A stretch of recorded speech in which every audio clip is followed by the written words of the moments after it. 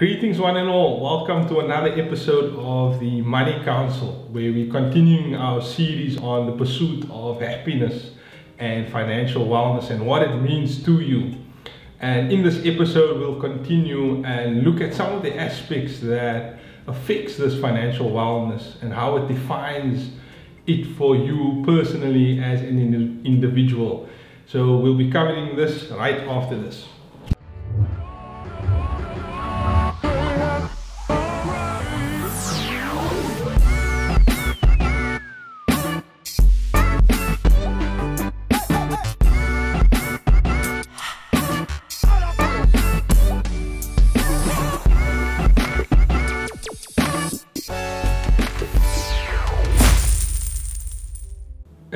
As a student in the field of finance and understanding behavior and how we make money decisions, I try to look at a number of reasons and research out there around why people do what they do when making money decisions.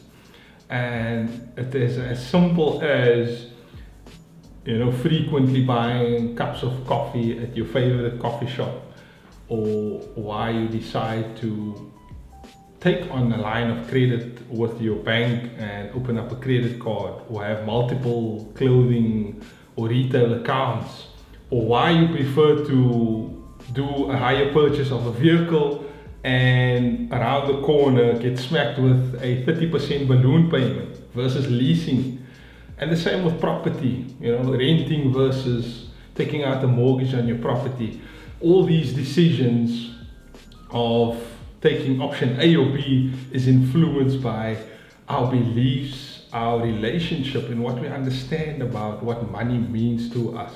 And this also really starts at childhood and at your early stages in your life, where you observe and where you are taught and experiencing money behavior from your parents and your siblings and extended family and friends, and so to say the extended community that you live in, and schooling as well, where they either speaking about or teaching financial literacy or some sort of financial subject.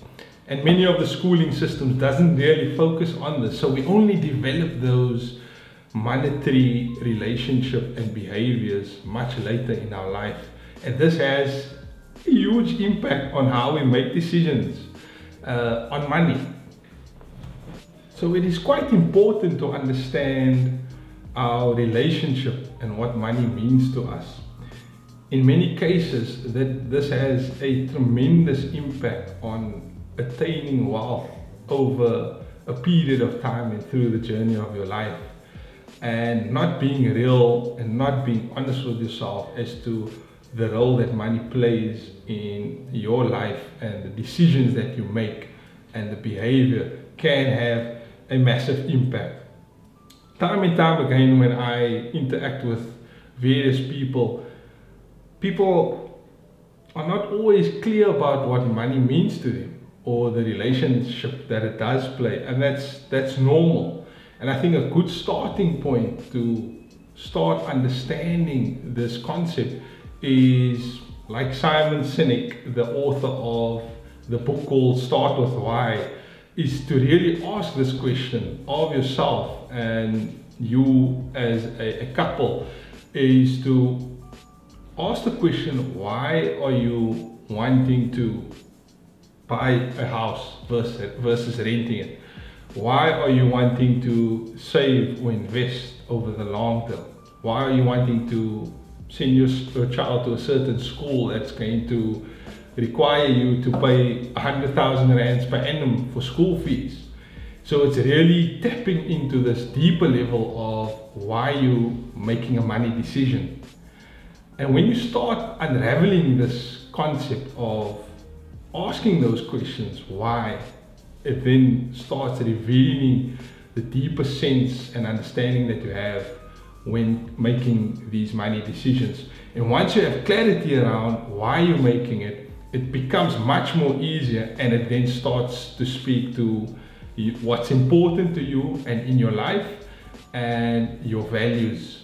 Because if it is about having more time that you'd like to spend with your family, then the money decisions that you make will start speaking to that goal and value. So as we go through our lives and encounter the different stages of your life, the early stage, the middle age, and old age, the understanding of the role of money and what it means to you and how it affects your wellness can have a drastic effect if you are not asking those why questions. And just to look at something that relates to this topic is an Islamic scholar by the name of Nouman Ali Khan that looks at pursuit of happiness. And he had a discussion and a presentation with a group of youth students in the US, and he looked at the various levels of happiness, or at least the pursuits that human beings have, and the pursuit of happiness being the first level that you can attain.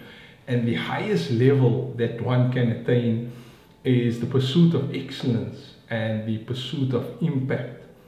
Once you have reached this level where your purpose and passion and behavior is directed to impact others, it then has a much greater impact on your happiness and the wellness that you have attained. Is that you've directed your purpose and you've attained a certain amount of wealth, or not so, but your energies have been directed to impact others, to be of service to others, to help others. And whether it is in education or dealing with poverty, hunger, health, etc., if there's a greater purpose than the pursuit of money only, then it becomes much more meaningful to oneself. So one of the realities of human behavior, and this has been through the centuries, is that when you start living a lie or faking who you really are and the behaviors that come through, that actually becomes your reality, and then down the line leads to the destruction and the unattainability of this wellness and happiness that we are referring to. And when we start wanting to live someone else's life, a common saying is that if you're on the path of success and it is an easy path, then you're perhaps living someone else's path or pursuing someone else's path. Meaning that there will be difficulties and trials as you go along this journey.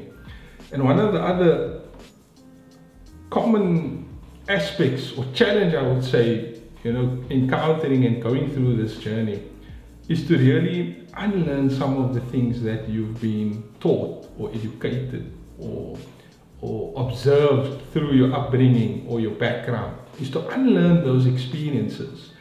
A common question or something that I encounter with friends and people I know is that how do I pursue economically something that I don't know or that I'm not really passionate about, or how do I find out what I'm passionate about? It's about unlearning these experiences and exposing yourself to new opportunities, new challenges, new hobbies, new experiences, traveling the world, etc., or trying a new hobby, going to a driving range and trying out golf for the very first time, or running in the mountains, etc.